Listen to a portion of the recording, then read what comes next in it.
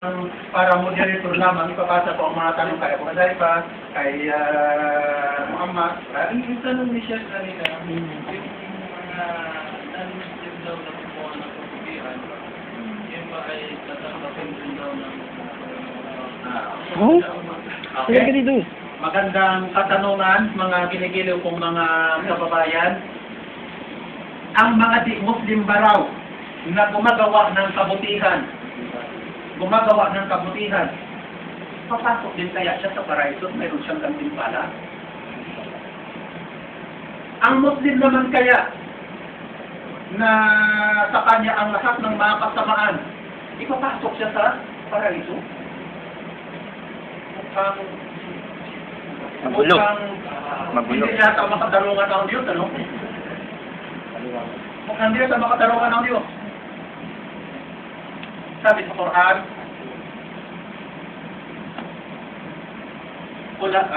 panghuling aya din ito ng Suratul Kahf. Qul hal nunabbi'ukum bil akhsarina a'mala alladhina dhalla sa'yuhum fil hayati dunya wa hum yahsabuna annahum yuhsinuna sun'a. Ulaika alladhina kafaru bi ayati rabbihim wa liqa'ihi fahabitat a'maluhum. Yan sabi sa Quran. فَحَبِطَتْ أَعْمَالُهُمْ فَلَا نُقِيمُ لَهُمْ يَوْمَ الْقِيَامَةِ وَزْنًا.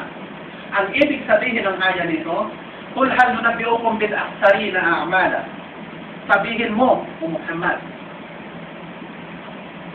ibabalita ba, o sasabihin ko ba sa inyo kung sino ang pinaka-talunan o lugi sa kanilang mga mabubuting gawa? Binanggit dito sa aya na ito, mabubuting gawa. Alladhina dhalla sa'yuhum fil hayatid dunya. Una, yung mga tao daw na may mga mabubuting gawa, pero ang kanilang mga mabubuting gawa ay ligaw sa buhay dito sa mundong ito. Wa hum yahtabuna annahum yuhsinuna sun'a. At iniisip nila na sila ay gumagawa ng kabutihan. Ulaika alladhina kafaru bi ayati rabbihim. Sila ang mga taong tumangging sumampalataya sa mga tanda ng kanilang Panginoon o mga ayat. Wa liqa'i, at tumangging sumampalataya sa araw na kung saan tayo ay haharap sa Kanya. Fahabitat a'maluhum. Ang kanilang mga mabubuting gawa ay parang lumaki o lumubo. Habitat a'maluhum. Napakalaki ang kanilang mga gawa. Subalit, la nuqimu lahum yawmal qiyamati wazna. Hindi namin ito bigyan ng kahalagahan sa araw ng paghuhukom. Hindi na sinasabi sa Quran. Bakit? Bakit walang halaga? Parang gabundok na mga kabutihan ang iyong ginawa. Pero pagdating daw ng araw ng paghukom ay parang lobo lamang na walang bigat. Bakit?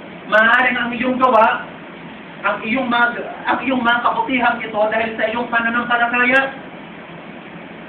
Kunyari, gumagawa ka ng kabutihan, alam-alam sa pagsamba mo, sa kinikilala mong Diyos na gagantimpalaan ka niya. Kunyari, ang dinidiyos mo ay si Jesu Cristo. E pagdating ng araw ng paghukom, kung sabihin mong marami sa mga mabubuting gawa sa Diyos, ay sabihin sa iyo ng Diyos, tingin mo ang iyong gantimpala doon sa iyong sinasambang Diyos. O kaya naman ang iyong mabuting gawa, maaaring sabihin natin pagsamba mismo. Na sinasabing ang aya na ito ng Quran patungkol doon sa mga kupat na gumagawa ng mga malalaking mga pagsamba. Maaaring ang uri ng kanilang mga pagsamba ay maaaring na mamatay sila. Halimbawa, nagbibigay sa araw hanggang sa mamatay. Yun ay tinuturing na pagsamba, halimbawa.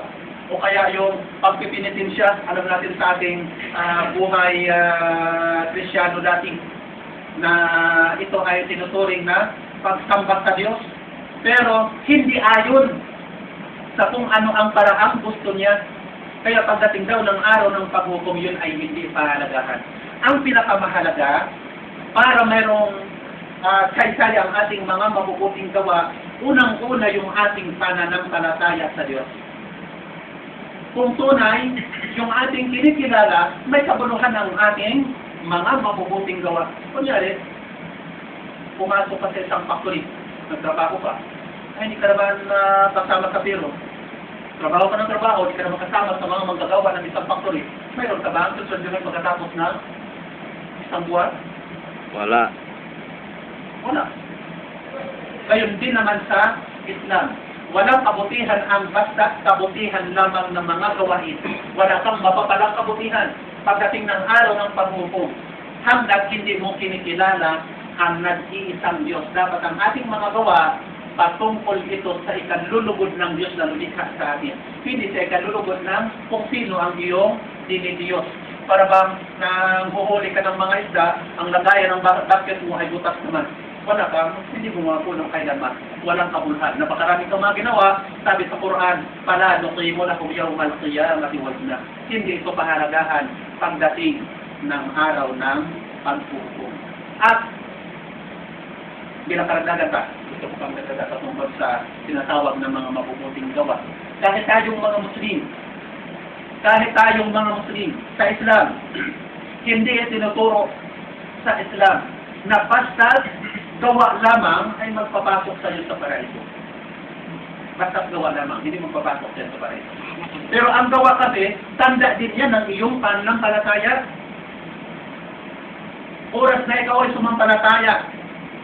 sumampalataya ng taos sa iyong puso, ipinahayag mo raw ang iyong pananampalataya na ito ang definisyon ng Islam. Ang pananampalatayang ito, nagpupunga ito ng gawa. Pero hindi tinuturo sa Islam na ang pagpasok sa paraiso ay dahil lamang sa gawa din.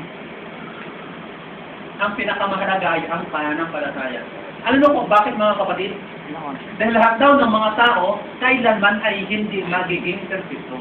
Ganun din minsan yung ginagawa. Sinasabing ang Propeta sallallahu alaihi wasallam, innahu lan yadkhul al-jannata ahadukum bi'amalihi. Qalu walau anta ya Rasulullah, qalu walau ana illa an yataghammadani Allah birahmatihi subhanahu wa ta'ala. Nanging sabihin ng sinabi ito ng Propeta Muhammad sallallahu alaihi wasallam, ni isa sa inyo, sabi niya sa kanyang mga tagasunod, ni isa sa inyo ay walang papasok sa paraiso dahil sa mga mabubuti niyang gawa. Nagulat doon ang mga tagasunod niya. Alam natin sa buhay ng mga tagasunod ng Propeta Muhammad sallallahu alaihi wasallam kung anong klaseng kabutihan ang kanilang ginawa. Mapagalinanganan mo pang kapabang kanyang pananampalataya na pati ang buhay ay inalay niya sa Islam.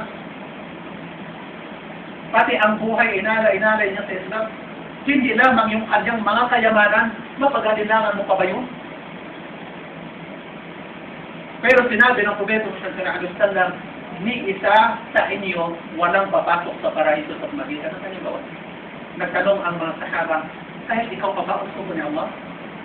Sabi niya, kahit ako ba hindi ako papasok sa paraiso sa magitan ng aking gawa. Malibang ako ay kanyang kaawaan. Awa lamang mga kapatid. Awa lamang.